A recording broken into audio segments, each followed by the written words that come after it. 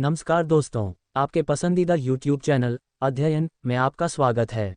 किताब के लेखक ने अंग्रेजी में लिखा है। हर भाषा की अपनी मिठास होती है, इसलिए अंग्रेजी से हिंदी में ये रूपांतरण आपको धाराप्रवाह हिंदी भाषा नहीं देगा।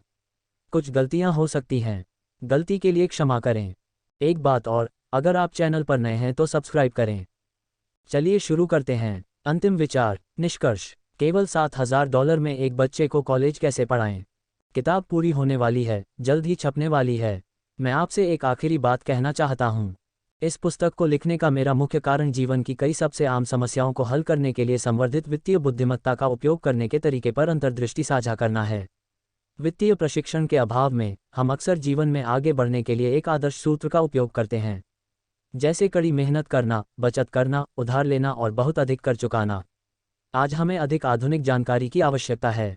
मैं निम्नलिखित कहानी का उपयोग उन वित्तीय समस्याओं के अंतिम उदाहरण के रूप में करता हूं जिनका आज कई युवा परिवार सामना कर रहे हैं। आप अपने बच्चों को शिक्षित करने और अपनी सेवानिवृत्ति का प्रबंधन कैसे कर सकते हैं? यह इस लक्ष्य को प्राप्त करने के लिए कड़ी मेहनत के बजाय वित्तीय बुद्धिमत्ता का उपयोग करने का एक उदाहरण है। एक दिन मेरी एक मित्र अपने 4 बच्चों की कॉलेज शिक्षा के लिए बचत के कठिन कार्य पर अपने विचार साझा कर रही थी। वह प्रति माह $12,000 जमा करने में सक्षम था। उन्होंने गणना की कि उनके 4 बच्चों को कॉलेज में पढ़ाने के लिए $4 लाख की आवश्यकता है। उनके पास 12 साल का समय बचाने का मौका था क्योंकि उनका सबसे बड़ा बच्चा 6 साल का था। यह 1991 था और फीनिक्स में रियल एस्टेट बाजार भयानक था। लोग घर छोड़ रहे हैं। मैंने अपने सहपाठी को अपने म्यूचुअल फंड से कुछ पैसे लेकर एक घर खरीदने का सुझाव दिया। सुझाव से उत्सुकता बढ़ी और हम संभावनाओं पर चर्चा करने लगे। उनकी मुख्य चिंता ये थी कि वह दूसरा घर खरीदने के लिए बैंक से पैसे उधार नहीं ले सकते थे क्योंकि उन पर पहले से ही कई ऋण थे। मैंने उन्हें आश्वासन दिया कि बैंक की मदद के अलावा अन्य तरीकों से भी संपत्ति खरीदी जा सकती है।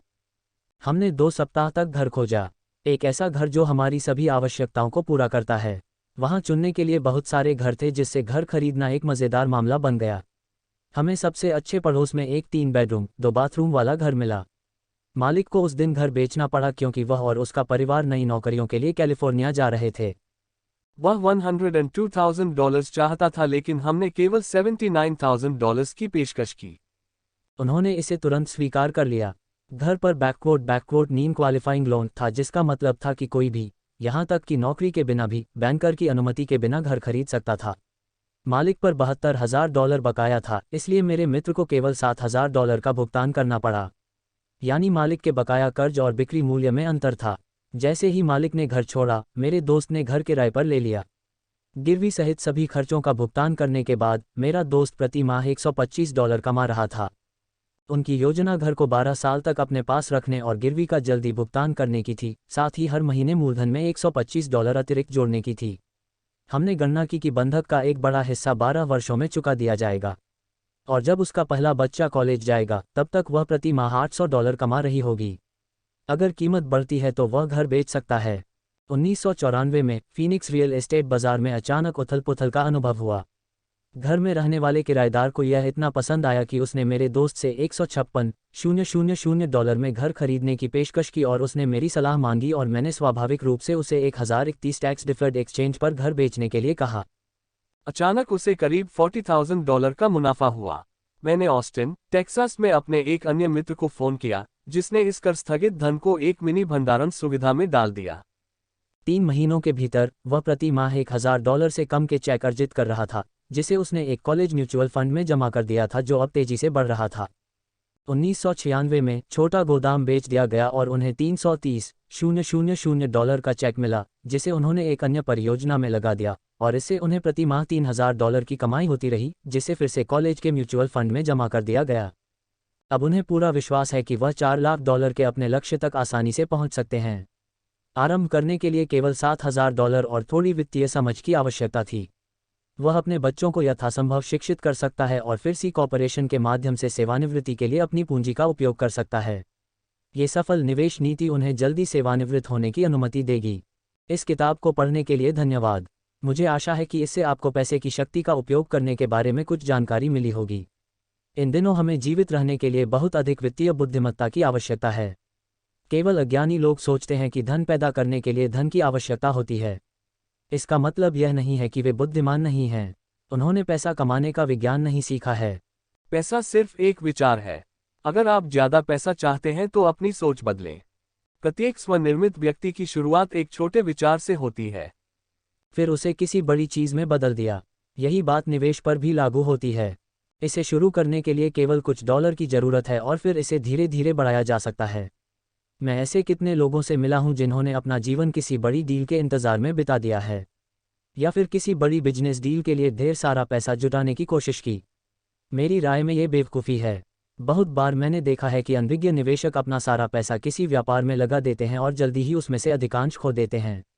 वे अच्छे कर्मचारी तो हो सकते हैं लेकिन अच्छे निवेशक नहीं। पैसे के बारे में शिक्षा और ज्ञान महत्वपूर्ण है।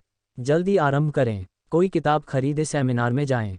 अभ्यास छोटा शुरू करो। मैंने $5000 नकद को $1 मिलियन की संपत्ति में बदल दिया, जिससे केवल 6 वर्षों में प्रति माह $5000 नकद प्रवाह उत्पन्न हुआ।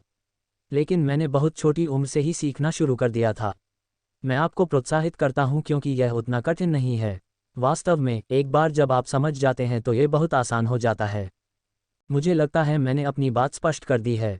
यह आपको तय करना है कि आपके मन में क्या है। पैसा सिर्फ एक विचार है। एक बहुत अच्छी किताब है, सोचो और अमीर बनो। इसे कड़ी मेहनत करो और अमीर बन जाओ नहीं कहते। जाने कि पैसे को अपने लिए कैसे काम में लाया जाए। आपका जीवन आसान और अधिक आनंददायक हो जाएगा। आज सावधानी से नहीं, समझदारी से खेलें। काम करने के लिए मिलता है। आप सभी को 2 महान उपहार दिए गए हैं, आपका दिमाग और समय। आप इन दोनों के साथ क्या करते हैं यह आप पर निर्भर है। आप और केवल आप ही आपके हाथ में आने वाले प्रत्येक डॉलर से अपना भाग्य निर्धारित करने की शक्ति रखते हैं। यदि आप इसे मूर्ख की तरह खर्च करते हैं तो आप गरीब होना चुनते हैं। इसे देनदारियां बढ़ाने पर खर्च करें, आप मध्यम वर्ग में शामिल हो रहे हैं। इसे अपने दिमाग में निवेश करें और जानें कि धन कैसे अर्जित किया जाए। फिर आपने अपने धन को अपने उद्देश्य और अपने भविष्य के रूप में चुना है। चुनाव आप पर और अकेले आप पर निर्भर है। हर दिन प्रत्येक डॉलर के साथ आप अमीर, गरीब और मध्यम वर्ग होने का निर्णय लेते हैं। यदि आप इस ज्ञान को अपने बच्चों के साथ साझा करते हैं तो आप उन्हें उस दुनिया के लिए उपयुक्त बना सकते हैं जो उनका इंतजार कर रही है। कोई और नहीं करेगा। आपका और आपके बच्चों का भविष्य कल नहीं, बल्कि आज आपके द्वारा चुने गए विकल्पों से निर्धारित होगा। हम जीवन के इस अद्भुत उपहार में आपके लिए ढेर सारी खुशियां और खुशी की कामना करते हैं। 3 प्रकार की आय। लेखांकन की दुनिया में 3 अलग अलग प्रकार की आय होती है।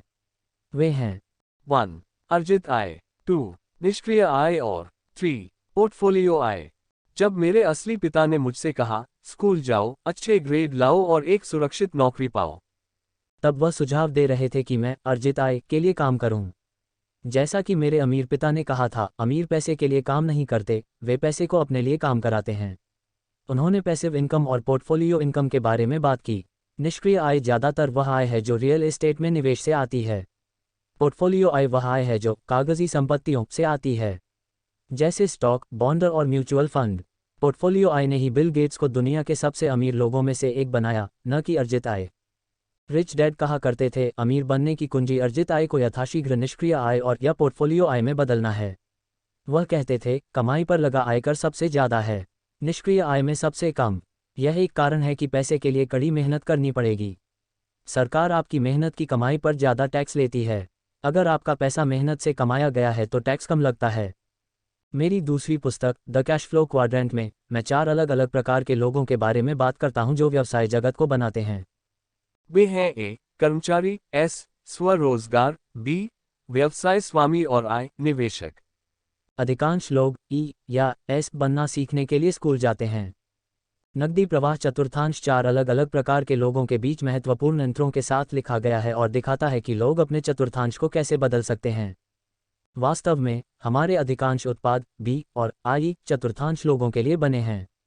रिच डैड सीरीज की rich dad guide to investing book 3 में मैंने अर्जित आय को निष्क्रिय और पोर्टफोलियो आय में परिवर्तित करने की उपयोगिता के बारे में अधिक विस्तार से बताया है।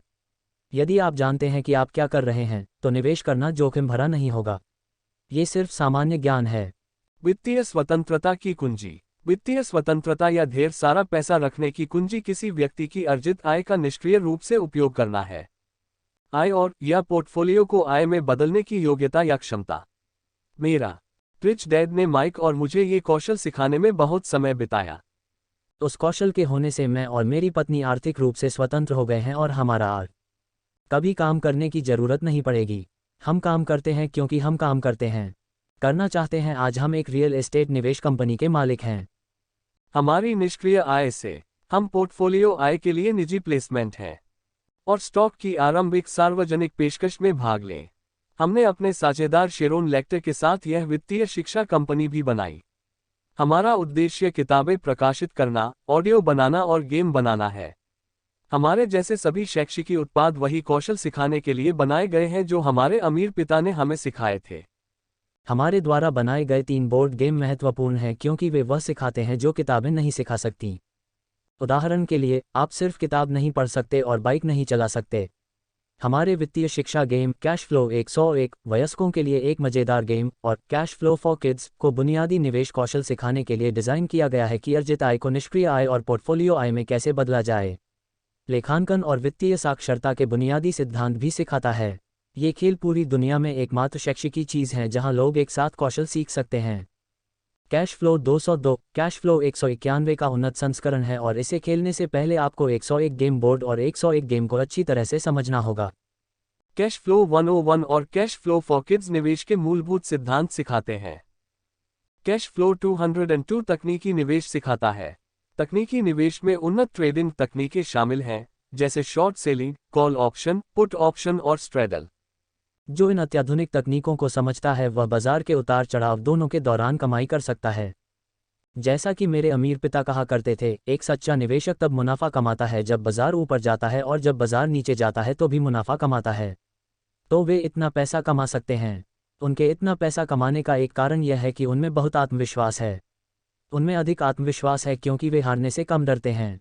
दूसरे शब्दों में, औसत निवेशक उतना पैसा नहीं कमा सकता क्योंकि कैश फ्लो 202 उन्हें सिखाता है कि खुद को नुकसान से कैसे बचाया जाए। औसत निवेशक सोचते हैं कि निवेश करना जोखिम भरा है क्योंकि उन निवेशकों को पेशेवर बनने के लिए शिक्षित नहीं किया गया है। जैसा कि अमेरिका के सबसे अमीर निवेशकों में से एक वॉरेन बफे ने कहा, यह नहीं जानना कि आप क्या कर रहे हैं जोखिम भरा है। मेरे बोर्ड गेम खेल खेल में मुख्य निवेश और व्यावहारिक निवेश की मूल बातें सिखाते हैं। मैं कभी कभी सुनता हूं, आपके शैक्षिकी खेल महंगे हैं। लेकिन हमारे सभी गेम प्रोडक्शन पूर्ण शैक्षणिक कार्यक्रम हैं और इनमें ऑडियो कैसेट, वीडियो और किताबें शामिल हैं। इतना ही नहीं, बल्कि हमारी कीमतों का एक कारण यह है कि हम प्रति वर्ष केवल सीमित संख्या में ही उपकरणों का उत्पादन करते हैं। मैं सिर हिलाता हूं और जवाब देता हूं, ये सही है, खासकर जब मनोरंजन के लिए डिज़ाइन किए गए बोर्ड गेम से तुलना की जाती है। और फिर मैं चुपचाप अपने आप से कहता हूं, लेकिन मेरे खेल कॉलेज की शिक्षा जितने महंगे नहीं हैं। जीवन भर कड़ी मेहनत करने, अत्यधिक करों का भुगतान करने और फिर निवेश बाजार में सब कुछ खोने के जोखिम के साथ जीने जितना महंगा नहीं है। जब लोग कीमतों के बारे में झगड़ते रहते हैं तो मैं अपने अमीर पिता को ये कहते हुए सुनता हूं, यदि आप अमीर बनना चाहते हैं तो आपको पता होना चाहिए कि आपको किस प्रकार की आय के लिए कड़ी मेहनत करनी होगी, इस आय को कैसे बनाए रखना है और इसे नुकसान से कैसे बचाना है। यही धन की कुंजी है। अमीर पिताजी भी कहते थे, यदि आप इन 3 प्रकार की आय के बीच अंतर नहीं जानते हैं, यह नहीं जानते हैं कि यह आय कैसे अर्जित करें और कौशल सीखें, तो आप अपना पूरा जीवन अपनी क्षमता से कम कमाने और जितना आपको करना चाहिए उससे अधिक मेहनत करने में बिता सकते हैं।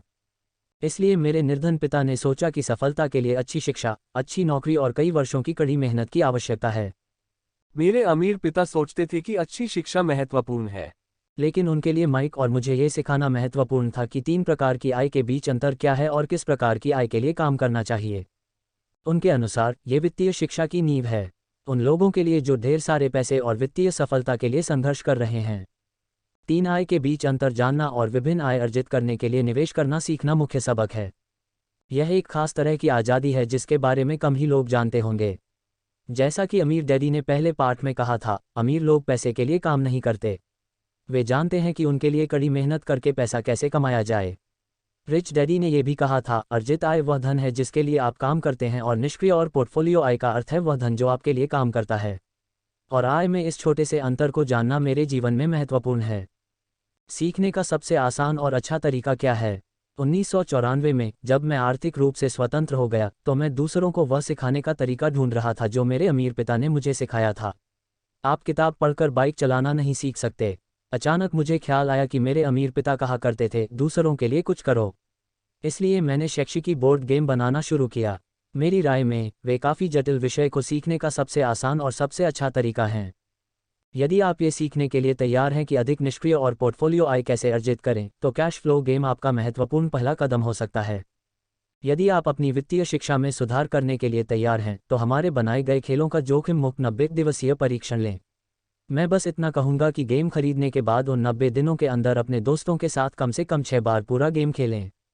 यदि आपको लगता है कि आपने कुछ नहीं सीखा या खेल बहुत कठिन है, तो इसे सही स्थिति में लौटा दें और हम खुशी से आपके पैसे वापस कर देंगे। नियमों और रणनीति को समझने के लिए खेल को कम से कम 2 बार खेला जाना चाहिए। दूसरी बार खेलने के बाद गेम खेलना आसान हो जाएगा, आपको अधिक मज़ा आएगा और आपकी सीखने की क्षमता तेज़ी से बढ़ेगी। यदि आप कैश फ्लो गेम खरीदते हैं और उसे नहीं खेलते हैं, तो ये बहुत महंगा गेम लगेगा। लेकिन अगर आप कम से कम 6 बार खेलते हैं, तो मुझे लगता है कि इसका हर खेल सार्थक होगा। पुस्तक यहीं समाप्त की। धन्यवाद।